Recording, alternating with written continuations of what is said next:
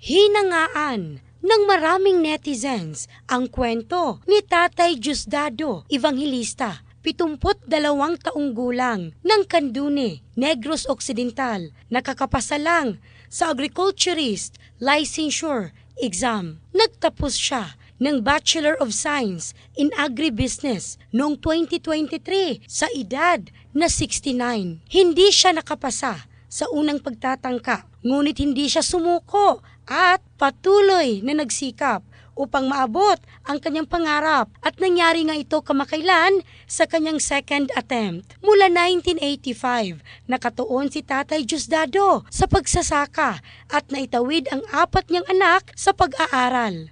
Noong 2016, nang matagumpay na ang kanyang mga anak, muling tinupad niya ang matagal na pangarap na makapagtapos ng kolehiyo. Ngayon, siya ay hindi lang graduate at lisensyadong agriculturist, kundi simbolo ng tiyaga. Ang kanyang kwento ay paalala na ang pangarap ay hindi naglalaho, bagkus naghihintay lang ng tamang pagkakataon at determinasyon. In the heart of changing lives, ako si Michelle Craste ng Brigada News Philippines, the Music and News Authority.